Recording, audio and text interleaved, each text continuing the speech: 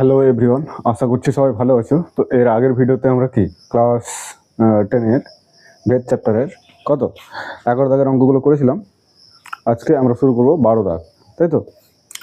12 দাগের অঙ্কগুলো কি বলেছে দেখো, যে এক্স ডেসিমিটার গভীর কূপ খনন করার জন্য মোট ব্যয়ের এক অংশ এক্সের সঙ্গে সরল ভেদে আর অপর অংশ এক্স স্কোয়ারের সঙ্গে সরল ভেদে পরিবর্তিত হয়। মানে দুটো রাশি দিয়েছে, যেটা এক্স স্কোয়ারের সঙ্গে একটা এক্সের সঙ্গে দুটো সরল ভেদে আছে। এবার যদি 100 ডেসিমিটার এবং 200 ডেসিমিটার কূপ খনন করার জন্য যথাক্রমে 5000 এবং 12,000 টাকা ব্যয় হয়, তবে 250 ডেসিমিটার কূপ খনন করার জন্য কত ব্যয় হবে হিসেব করে লিখি। তো চলো শুরু করা যাক।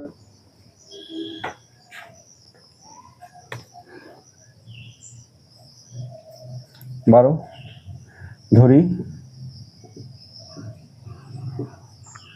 কূপ খনন করার জন্য খরচ সমান ওয়াই টাকা, এবং কি ওয়াই সমান এ প্লাস বি ধরে নিচ্ছি, তাই না। দুটি রাশির যোগফল যেহেতু আছে, কি বলছে, একটার সঙ্গে এক্স স্কোয়ারের সঙ্গে আর একটা এক্সের সঙ্গে দুটোর দুভাবে পরিবর্তিত হচ্ছে, যেখানে এ প্রপোর্শনাল টু এক্স ও b proportional to x square. হ্যাঁ, তাহলে আমরা কি বেরোবো, অতএব এ সমান কে ওয়ান এক্স ও বি সমান হয়ে যাবে কে টু এক্স স্কোয়ার। এখানে কে ওয়ান আর কে টু কি হয়ে যাচ্ছে, কে ওয়ান আর কে টু হয়ে যাচ্ছে আমাদের ভেদ ধ্রুবক। এখানে লিখে দাও, যেখানে কে ওয়ান ও কে টু ভেদ ধ্রুবক, কে ওয়ান ও কে টু ভেদ ধ্রুবক হয়ে গেল। এবার দেখো কি হচ্ছে, এবার ওয়ে আমরা মান বসাবো। এটা সমান আমরা 1 নম্বর সমীকরণ বসিয়ে দিচ্ছি। তাহলে 1 নম্বর সমীকরণে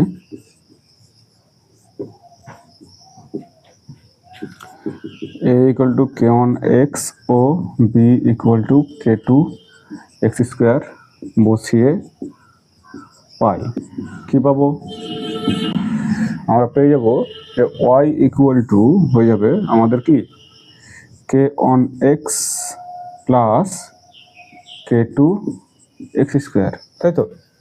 কে ওয়ান এক্স আর কে টু এক্স স্কোয়ার, এটাই পাবো। এটা 2 নম্বর সমীকরণ ধরে নিচ্ছি। কত, 2। এবারে দেখো বইয়ে কি বলেছে, যে 100 ডেসিমিটার কূপ খনন করার জন্য কত খরচ হচ্ছে,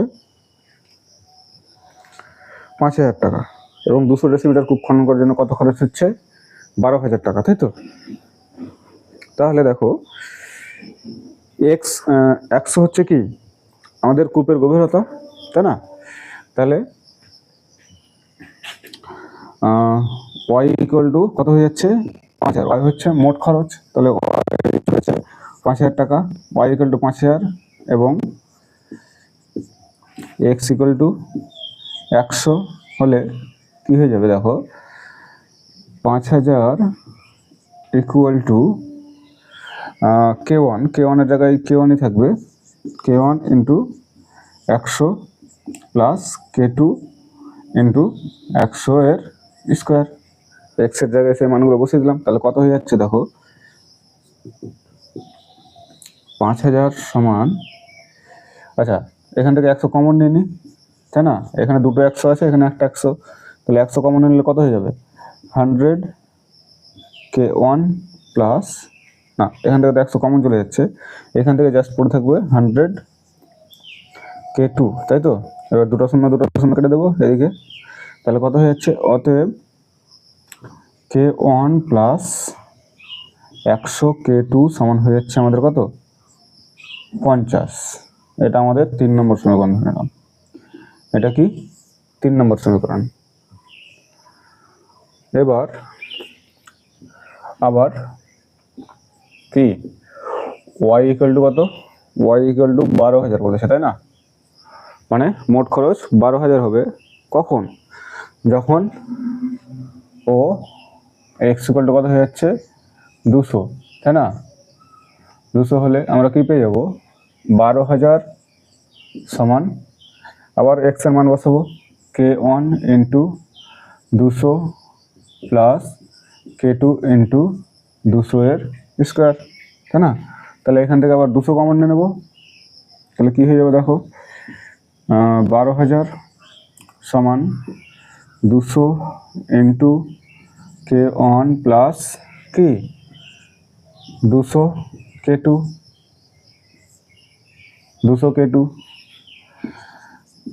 এবার দেখো দুটো শূন্য কেটে যাবে, 2 1 2, 6 2 12 মানে 60, তাহলে কত হয়ে যাচ্ছে k1 প্লাস 200 k2 সমান হয়ে যাচ্ছে 60। এটা হয়ে যাবে আমাদের কত 4 নম্বর সমীকরণ, এটা হয়ে যাবে আমাদের 4 নম্বর সমীকরণ। তাহলে এই পোর্শনটুকু হয়ে গেছে আশা করছি, আমি এই সাইডটুকু মিটিয়ে দিচ্ছি আর এই অংশটুকু মিটিয়ে দিচ্ছি, ঠিক আছে?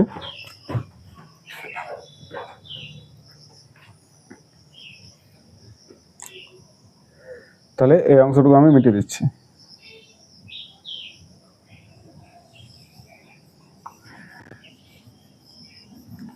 তাহলে আমরা এখানে লিখব কি 3 নম্বর সমীকরণ থেকে আমরা 4 নম্বর সমীকরণ বাদ দেবো, বা 4 নম্বর থেকে 3 নম্বর, 4 নম্বর থেকে 3 নম্বর আমরা বাদ দেবো, তাই না? 4 বিয়োগ 3 কি পাবো দেখো k1 প্লাস 200 k2 সমান 60, আর k1 প্লাস 100 k2 সমান হয়ে যাচ্ছে 50। এবার এটা বাদ দেবো, তাহলে বাদ দিলে এটা মাইনাস হয়ে যাবে, এটাও মাইনাস হয়ে যাবে, এটাও মাইনাস হয়ে যাবে, তাহলে k1 কেটে যাবে, তাহলে কত 200 থেকে 100 বাদ দিলে কত 100, তাহলে 100 k2 সমান হয়ে যাচ্ছে কত 60 থেকে 50 বাদ দিলে 10, বা k2 সমান হয়ে যাবে 10/100, তাহলে 0 0 কেটে যাবে, তাহলে কত হয়ে যাচ্ছে, বা k2 সমান হয়ে যাচ্ছে 1/10, k2 সমান হয়ে যাচ্ছে আমাদের কত 1/10। এবার যেখানে একটা সমীকরণ আমরা কি k2 এর মান বসাবো,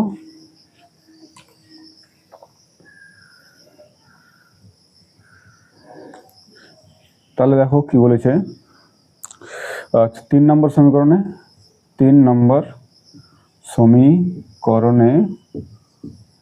k2 ইকুয়াল টু 1/10 বসিয়ে পাই, কি পাবো আমরা পেয়ে যাবো k1 প্লাস k2 সমান হয়ে যাচ্ছে কত, k2 সমান হচ্ছে 1/10, তাহলে 1/10 বসিয়ে দিলাম, সমান কত বলেছে 50, তাহলে বসিয়ে দিলাম, তাহলে k1 সমান কত হয়ে যাবে, k1 সমান আমাদের হয়ে যাবে 10 0 0 কেটে যাবে, তাহলে 10, তাহলে 50 থেকে এটা 10 ওইদিকে চলে যাবে, মাইনাস হয়ে যাবে, তাহলে কত হচ্ছে k1 সমান হয়ে যাচ্ছে আমাদের 40, k1 সমান আমাদের হয়ে যাচ্ছে কত 40।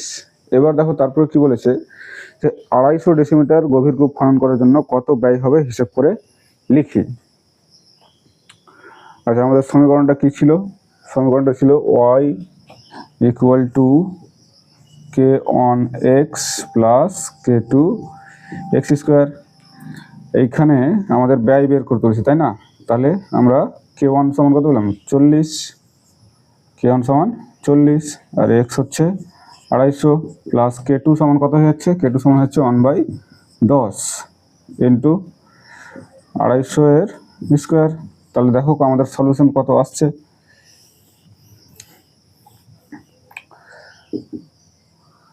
4 25 100, আর এদিকে 2 0, আর এটা কত হয়ে যাবে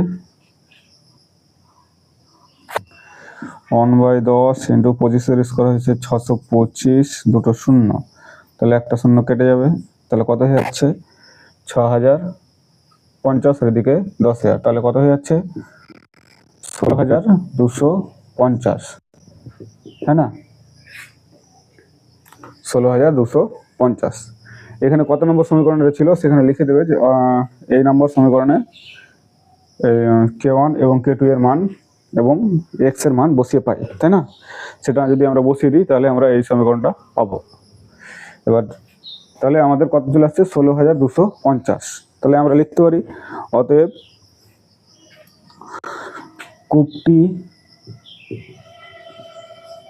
খনন করার জন্য 16,250 টাকা ব্যয় হবে, তাই তো?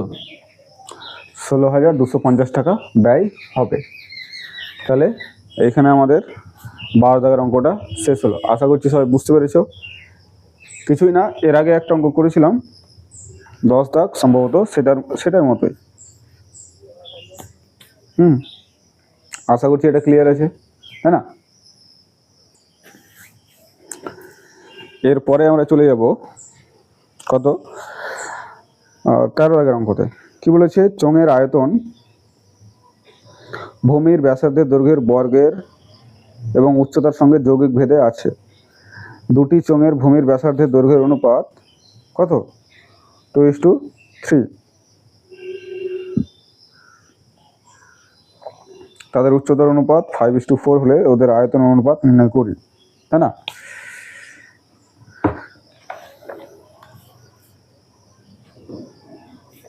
তাহলে এটা মিটিয়ে দিই।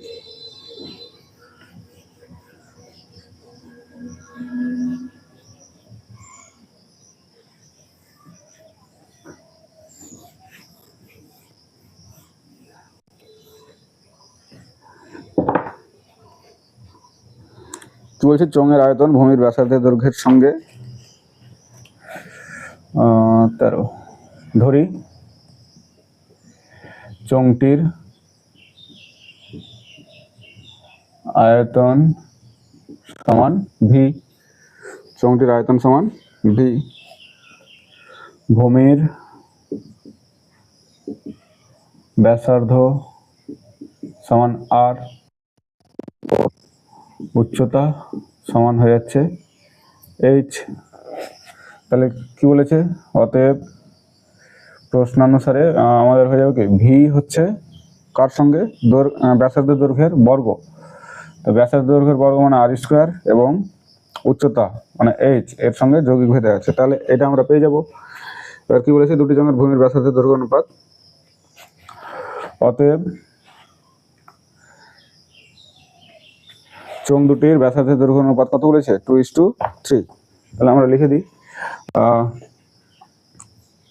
চোঙ দুটির ব্যাসার্ধের দৈর্ঘ্যের অনুপাত, ব্যাসার্ধের দৈর্ঘ্যের অনুপাত কত বলেছে? 2:3।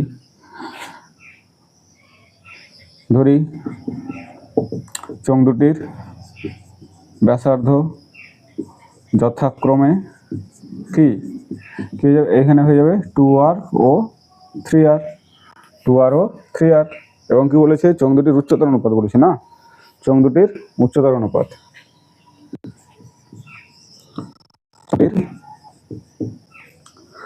উচ্চতার অনুপাত কত বলেছে? চোঙ দুটির উচ্চতার অনুপাত 5:4। 5:4। চোঙ দুটির উচ্চতা কত হয়ে যাবে? চোঙ দুটির উচ্চতা হয়ে যাবে 5h। আচ্ছা, যথাক্রমে লিখে দাও। যথাক্রমে 5h ও 4h।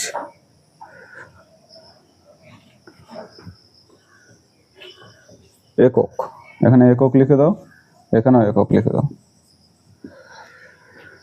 ঠিক আছে। এবার দেখো আমরা কি বলেছি? দুটি চোঙের আয়তন অনুপাত ধরি, এখানে লিখে দাও। ধরি চোঙ দুটির আয়তন, ধরি চোঙ দুটির আয়তন যথাক্রমে কি হয়ে যাবে? V1 ও V2। তাহলে আমরা কি পেয়ে যাবো? V1 বাই V2 সমান হয়ে যাবে এখানে কি R1 এর স্কোয়ার H1 বাই R2 এর স্কোয়ার H2 তাহলে এখানে আমরা মানগুলো বসিয়ে দেবো। দেখো R1 সমান আমরা কত ধরে নিয়েছি 2R, তাই না? তাহলে 2R বসাবো, তাহলে 2R এর স্কোয়ার। আর উচ্চতা 5H, তাহলে 5H বসে গেল। এবার দেখো R2,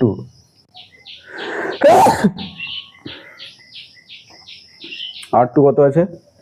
R2 হয়ে যাচ্ছে আমাদের 3R, তাহলে 3R এর স্কোয়ার। আর উচ্চতা হয়ে যাচ্ছে 4H, তাহলে 4H বসে গেল। এবার দেখো কত আসছে, 2 এর স্কোয়ার কত 4, তাহলে 4R স্কোয়ার ইন্টু 5H, আর নিচে হয়ে যাচ্ছে কত 3 এর স্কোয়ার হচ্ছে 9, তাহলে 9R স্কোয়ার, এদিকে 4H, তাহলে 4 4 কেটে যাবে, 8H কেটে যাবে, আর স্কোয়ার কেটে যাবে। তাহলে উপরে কত পাচ্ছে? উপরে পাচ্ছে আমাদের 5, আর নিচে পাচ্ছে 9, তাই না? তাহলে অতএব V1 is to V2 সমান হয়ে যাচ্ছে কত 5:9। অতএব দিয়ে লিখে দাও। তো অতএব চোঙ দুটির আয়তনের অনুপাত, অতএব চোঙ দুটির আয়তনের অনুপাত কত 5:9, 5:9।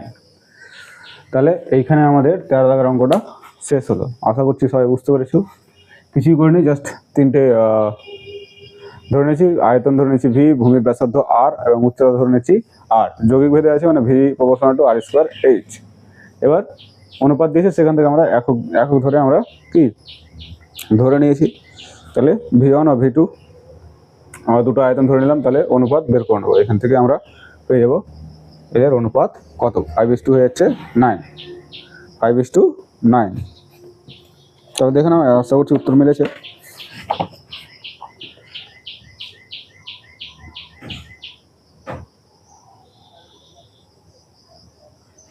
5:9, ঠিক আছে। তারপর কি বলেছি দেখো, 5 লাখ গ্রামের কৃষি সমবায় সমিতি একটি ট্রাক্টর ক্রয় করেছে, তাই না? এবার আগের সমিতি 2400 বিঘা জমি 25টি লাঙল দিয়ে চাষ করতে 36 দিন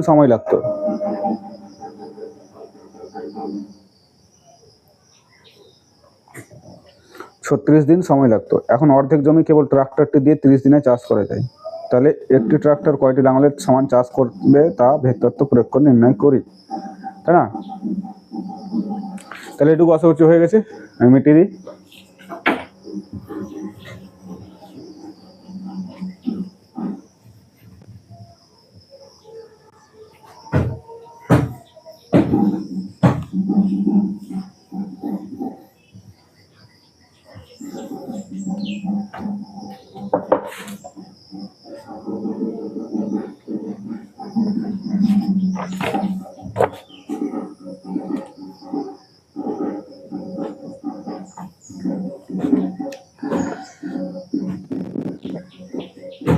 তাহলে জমির পরিমাণ লিখি প্রথমে, জমির পরিমাণ,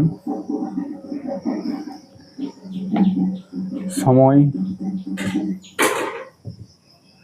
আর ওখানে লাঙল সংখ্যা, নাকি লাঙল সংখ্যা। আমাদের কি কি দিয়েছে প্রথমে দেখো, 2400 বিঘা জমি চাষ করছে, তাই না? কত দিনে? 36 দিনে। কটা লাঙল? 25টা লাঙল, তাই না? এটা সমান X ধরে নিচ্ছি, এটা সমান Y ধরে নিচ্ছি, এটা সমান আমরা Z ধরে নিচ্ছি, ঠিক আছে? এবার অর্ধেক জমি বলেছে ট্রাক্টরটি চাষ করবে, আমরা বের করবো লাঙলের সংখ্যা, তাই তো? তাহলে অর্ধেক জমি কত হয়ে যাবে? অর্ধেক জমি হয়ে যাবে 2400/2 সমান হয়ে যাবে 1200। 1200 বিঘা জমি কত দিনে চাষ করছে? 30 দিনে। 30 দিনে চাষ করছে, তাহলে কতটা লাঙল লাগবে আমাদের হিসাব করতে হবে, তাই না? ট্রাক্টর তো একটা লাগছে, এবার ট্রাক্টরের সংখ্যার সঙ্গে আমাদের সমান করতে হবে, তাই না? এবার দেখো যতটা জমি আছে, তাহলে দেখো জমির পরিমাণ, সময় এবং লাঙল সংখ্যা আমরা পেয়ে গেছি। তাহলে দেখো 2400 বিঘা জমি চাষ করতে আমাদের কি 25টা লাঙল লাগছে, 1200 বিঘা জমি চাষ করতে আমাদের কম লাগবে অবশ্যই। তাহলে কি জমির পরিমাণের সঙ্গে জমির পরিমাণের সঙ্গে লাঙল, লাঙলের কি লাঙল সংখ্যা সরল ভেদে আছে, লাঙল সংখ্যা সরল ভেদে আছে, সরল ভেদে আছে।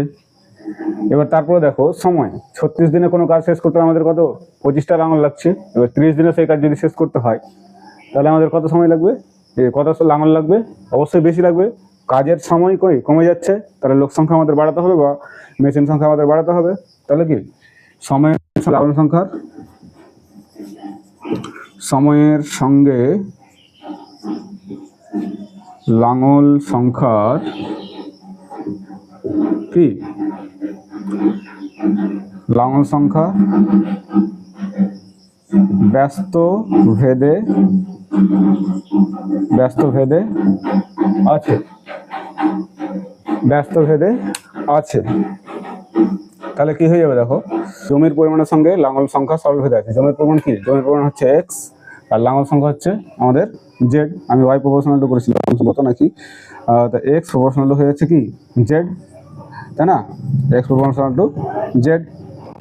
এবং আরেকটা কি বলছে যে সময়ের সঙ্গে লাঙল সংখ্যা কি ব্যস্ত ভেদে আছে, তাহলে ওয়াই প্রপোর্শনাল টু হয়ে যাচ্ছে কত 1/z, Y proportional to 1/z, বা আমরা লিখতে পারি জেড প্রপোর্শনাল টু, এখানে বা দিয়ে লিখতে পারি জেড প্রপোর্শনাল টু এক্স, এখানে জেড প্রপোর্শনাল টু 1/y, তাই না। তাহলে যৌগিক ভেদের উপপাদ্য অনুসারে কি হয়ে যাবে যে জেড প্রপোর্শনাল টু হয়ে যাবে কত x/y, উপরে x আর নিচে y। আমরা এইখানটাই মিস্টেক করেছিলাম। তাহলে কি হয়ে যাচ্ছে দেখো, এবার এখানে আমরা মানগুলো বসাবো। তাহলে z1/z2 সমান x1/x2 ইন্টু কি y2/y।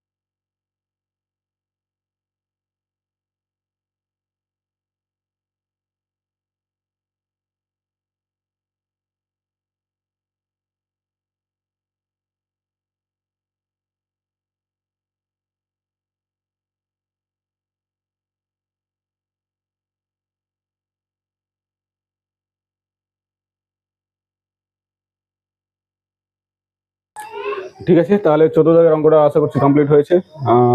এটা কি বলছে, একটি ট্রাক্টর 15টি লাঙলের সমান চাষ করতে পারবে। এখানে হয়ে যাবে আমাদের 14 দাগের অঙ্কটা শেষ। তো তারপরটা দেখো 15 কি বলেছে, গোলকের আয়তন তার ব্যাসার্ধের দৈর্ঘ্যের ত্রিঘাতের সঙ্গে সরলভেদে পরিবর্তিত হয়। গোলকের পৃষ্ঠতলের ক্ষেত্রফল এবং ব্যাসার্ধের দৈর্ঘ্যের বর্গের সঙ্গে সরলভেদে পরিবর্তিত হয়। তাহলে প্রমাণ করি গোলকের আয়তনের বর্গ তার পৃষ্ঠতলের ক্ষেত্রফলের ঘনের সঙ্গে সরলভেদে থাকবে। তাহলে এখানে আমাদের ধরে নিতে হবে। তাহলে শুধু এটা মিটিয়ে দিই।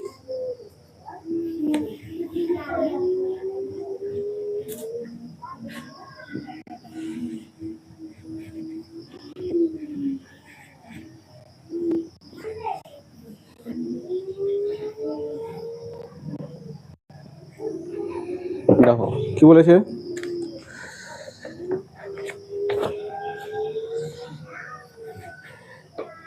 ধরি গোলকটির আয়তন সমান ভি এবং পৃষ্ঠতলের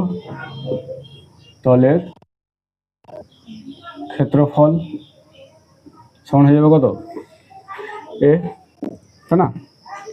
এখানে বর্গ একক, ঘন ঘন একক, বর্গ একক, এখানে ঘন একক ধরে নাও, এবং ব্যাসার্ধ কত হয়ে যাবে, ব্যাসার্ধ আর একক। ঠিক আছে, এবার আমাদের কি বলেছে যে গোলকের আয়তন তার ব্যাসার্ধের দৈর্ঘ্যের সঙ্গে ত্রিঘাতের সঙ্গে সরলভেদে পরিবর্তিত হয়। অতএব ভি প্রপোর্শনাল হয়েছে কত, আর কিউব, এবং গোলকের পৃষ্ঠতলের ক্ষেত্রফল ব্যাসার্ধের বর্গের সঙ্গে সরলভেদে পরিবর্তিত হয়। ক্ষেত্রফল এ বর্গের সঙ্গে সরলভেদে পরিবর্তিত হয়। এবার কি বলেছে, গোলকের আয়তন এবং পৃষ্ঠতলের ক্ষেত্রফলের ঘন সঙ্গে সরলভেদে থাকবে। আয়তনের বর্গ,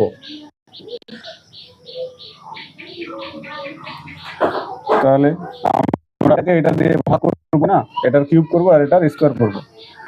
অতএব ভি কিউব বাই না v square by a cube, তাই না? আয়তনের বর্গ এবং পৃষ্ঠতলের ক্ষেত্রফলের ঘন, এটা সমান কি আমাদের ধ্রুবক আনতে হবে। তাহলে এটা কি আমাদের সরলভেদে পাবো। তাহলে কি হয়েছে দেখো, ভি,